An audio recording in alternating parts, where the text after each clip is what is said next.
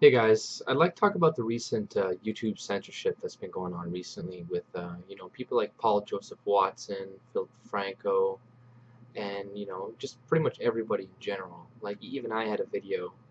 It was about Islam. It was called "Islam is not the religion of peace," and it was immediately demonetized. Like I have 9 subscribers, right? So uh, you know, I guess these algorithms are clearly affecting everybody.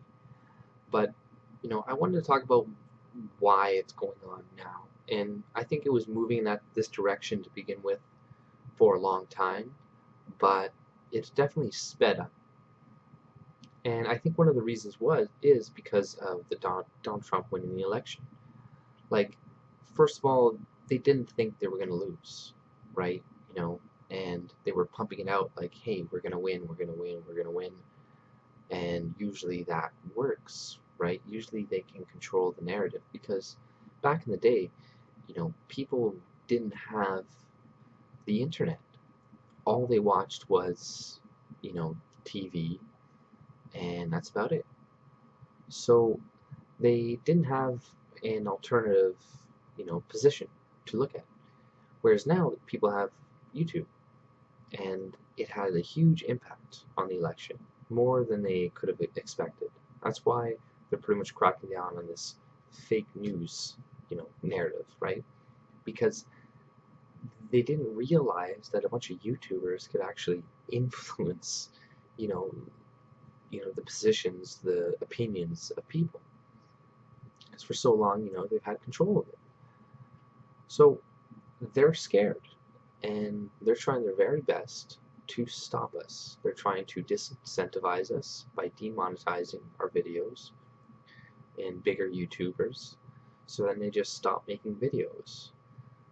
If they have no more money to do it, then why do it? So I think people should contribute to bigger YouTubers like Sargon of Akkad, Computing Forever, these types of people, because they are providing an important narrative and important position and different you know ideas that we need to listen to.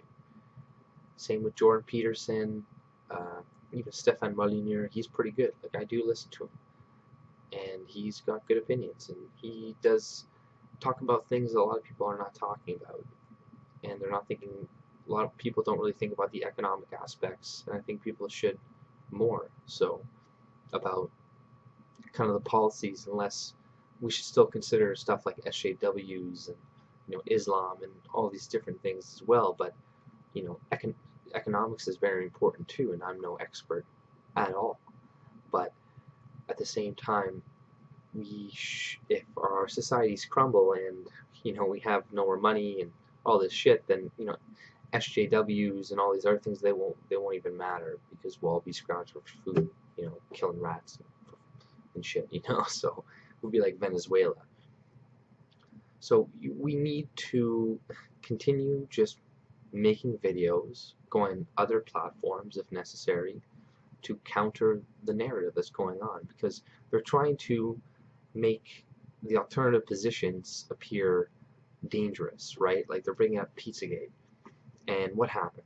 One person showed up to a restaurant, and he clearly wasn't a bad guy. He thought he was doing good. And he's like, "Oh, I'm sorry.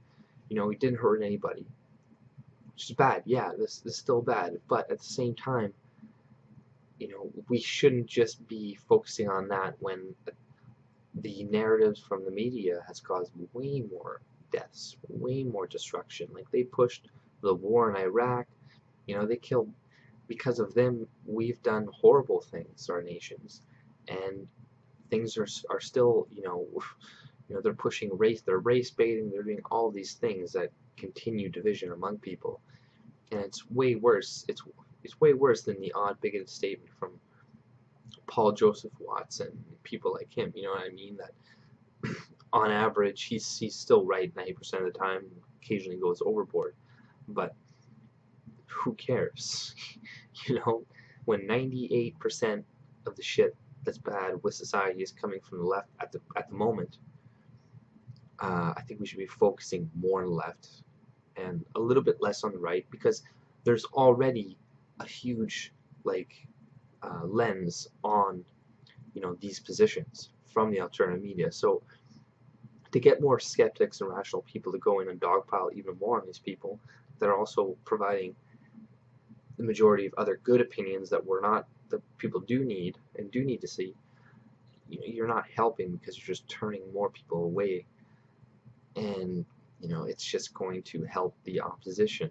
And you got to think of it more like an opposition, like us against them, because that's the way they're thinking about it, and they want to control the narrative, and they want to control what is true and what is false, and we need to make our voices heard. That's pretty much what I had to say about the whole YouTube censorship. If you like what you hear, subscribe, and I'd like to shout out to Batmilk. He makes great content. He does it in a Batman voice, and it's pretty hilarious. Check him out. Have a great day.